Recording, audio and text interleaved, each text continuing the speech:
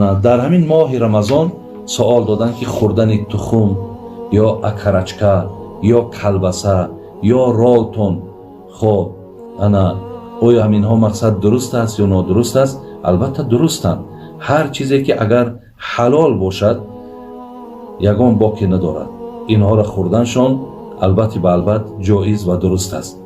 انا بسیاری از برادرها مقصد درباره همین رولتون میگن یا درباره کلبسه ها میگن. اصلا برادرای عزیز آنچه که گویم برای ما اعتبار دارد همون ترکیبات همونا هست. در ترکیباتشون، در سستوشون اگر یگان چیزی از حرام، از شبهه چیزی نباشد وای مقصد اجازت است که ما او را تناول کنیم. شما یک مثال مقصد همین بازار گوشت فروشی میرین، گوشت خری میرین، در همونجا مقصد مردم در پیشش گوشت های تیار دارن. ما چی میدانیم که همین گوشتی را که همین انسان میفروشد همین مقصد از با کدام راه کشته شده است، یا همین گوشتی مقصد حلال است حرام است ما نمیدانیم. ما همون وقت برای ما اعتبار است که همون گوشت فروش میگد که مقصد من مسلمانم یا میگد همین گوشتی که هست البته حلال است. سخن همون برای ما اعتبار است. از این لحاظ خوردن اینها هم اگر آن چیزی رو که پیشتر گفتم از اینها اگر خالی باشد هیچ باکی ندارد. بعضی از خواهرها از ما سوال کردند که همین یک ماه مبارک امکان دارد که ما بعضی تبلیتکه ها هست که ویا استعمال میکنیم در همین یک ماه مبارک همون بیماری زنانه ده، یعنی حیض میگن، در همون بیماری ما مبتلا نمیشیم و همین یک ماه مبارک مقصد با پرگی روزه میگیریم. بله خواهرای عزیز، اینا صاحبای کتاب دانشمندها اجازت میتین به شرطی که اگر بر سلامتی شما زیان نیارد. اگر در سلامتی زیان نداشته باشد که شما اینا خودتان میدانین، این حالت استفاده بردن از همون تبلیتکه ها برای منع همون یعنی گوییم که نشدن همون بیماری زنانه انشاءالله هیچ باکی ندارد. بعضی ها سوال کردن که اگر اینجا سوال ها زیاد بودن، خواهرها برادرها سوال های تکراری هم هستند. از این لحاظ بعضی ها گفتن که اگر در این ماه مبارک ماها آبازی کنیم، آبازی فرق ندارد، خواه در داخل خانه باشد، خواه در حمام ها باشد، خواه در حوض ها باشد، خواه در دریاها باشد، همه جا برای آدمی روزدار البته مقصد اجازت است.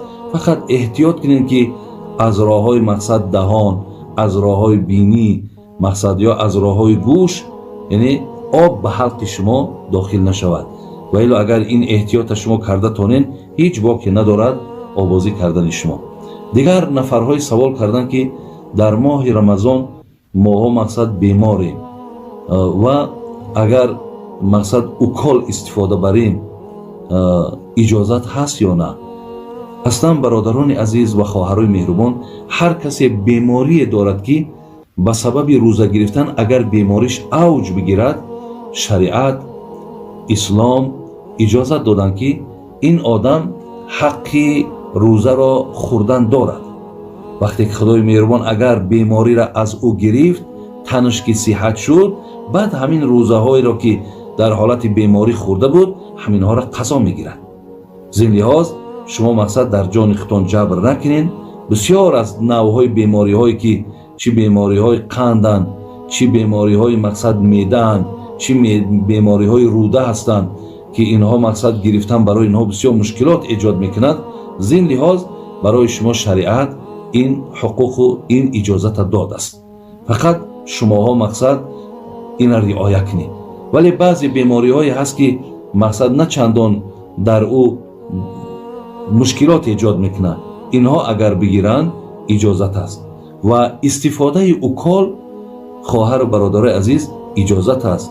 این اوکال خود در موشک باشد، خود در پوست باشد، خود در گوشت باشد، حتی در همین وین هم که باشد، فقط احتیاط از همون اوکال هایی که قوت دهنده مثلا در ارگانیسم آدم وقتی قوت میبخشد، مثل همین گلوکوزواری، از همینش احتیاط کنین.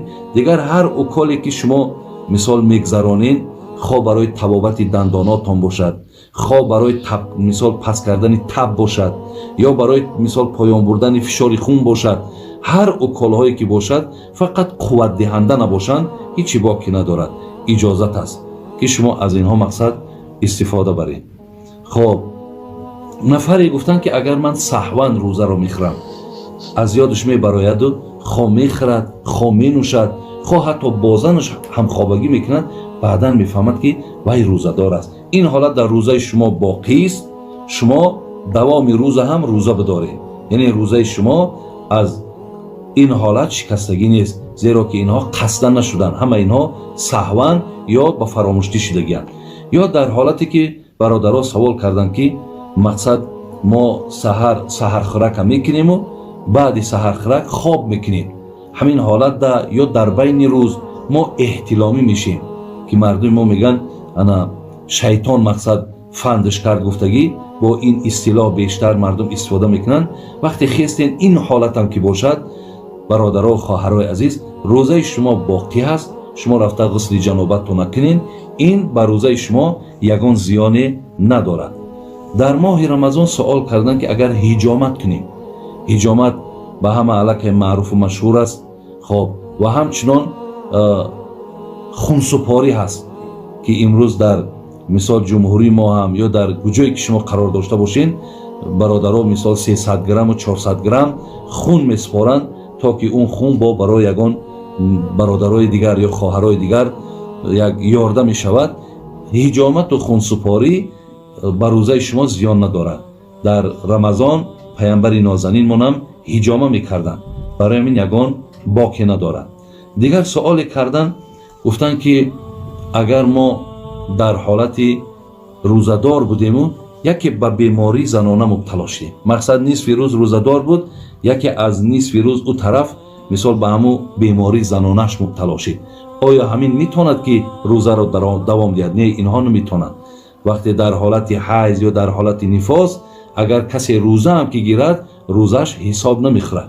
شما که صحت شدین، نمازها تا نزد الله مهربان بخشیده شده است. اگر 3 روز، کمترین بیماری زنانه 3 روز است، اکثرش 10 روز است. از 10 روز زیاد اگر یکی خون آمد، او را در شریعت استحاضه میگن. دیگر در او حالت او عذری هست یا بیماری هست که در داخل شما است، شما در او صورت روزه داشته میتونید. ولی در این دوامی از 3 تا 10 روزه شما روزه نگیرین که هم گناهگار میشین، هم روزه هاتون حساب نمیخورد. ولی بعد صحت شدن شما این روزه ها را در غیر ماه رمضان قضا میدارین، ولی نمازهاتون از گردنتون ساکت است. سوال دیگری که آمدن، گفتن در چشم دارو چکاندن، در چشم دارو چکاندن برادرها و خواهرای عزیز روزه را نمیشکند. ایرا مقصد هم مانندی سرمه گفتن. اگر هر کسی که در این ماه مبارک سرمه میکند، ولی سرمه اصلا سنت پیامبرمان است، پیامبرمان در چشماش سرمه میکردن و خواهرای ما برادرای ما وقتی که سرمه میکنن، یعنی اون سرمه را که زنها در چشماشون میمونن که از ظاهر از بیرون هم نمایان است، این طریق برای مردها نیست. سرمه که مردها میکنن از داخلی مقصد اون پلکای چشم سرمه میکنن، اون برای همون حتی پلک چشم هم و مقصد دوایی هم هست. از این لحاظ یعنی انا هر کسی که دارو میچکاند میگد مثل همون است. حتی اگر همون سرمایی که ما در درون چشم میمالیمش، حتی دهن مونه اگر رنگش به دهن مونم که بیاید، وای روزه ما را نمیشکنند.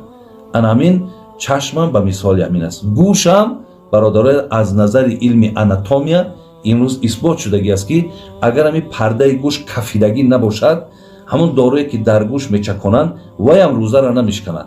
لیکن پرده اگر شکافته باشد، شکاف شدگی باشد، همونجا دارو به حلق رفتن امکان دارد. لیکن همین جمع دیدن در کار، اگر به شرطی که همون دارو مقداری باشد که دیگر به معده را نرود، همونش هم برادرای عزیز روزه را نمیشکنند. آیا گفتن بسیاری در همین رمضان مردم دلشوراب میشود، قی میگیم، یعنی وقتی دلش میشورد میگرداند. اگر همینجا از پیش خود گردانید، یعنی آنقدر پرتافت که دهنش پر شد یا از او بیشتر پرتافت، از مثال خودش مجبور نکرده باشد، روزش نمیشکند، لیکن خودش مجبور کرده و خوردگیش اگر پس بگرداند اینجا روزش میشکند. مقصد در یک روز روزه میگیرد، قضا مقصد بعد رمضان در یک روزش الکی میشکند. خب اینجا سوال شده است که فرضیت روزه را، یعنی کی بر مردم مسلمان همین روزه فرض گردید. فرضیت روزه از سال دوم هجرت بود. دوم سالی که پیامبرمون مدینه آمدن، یعنی بعد 17 یا 18 ما میگن، انا این روزه بر جمعی مسلمان ها فرض شد. اولین روزه را که مسلمان ها گرفتن برادران عزیز و گرامی، این با 26 ماه فوریه 624 میلادی که روز یکشنبه موافق میاد به همین راست آمدگی بود که انا پیامبرمون تا آخری عمرش 9 بار روزه گرفتن. یعنی همین بعد 9 بار روزه گرفتن حضرت دیگر عمرشون به 63 رسید و از دنیا گذشتند. همین 9 سال روزه داشتنش 5 سال همین 29 روزی گرفتگی است و 4 سال همین را 30 روزی گرفتگی است.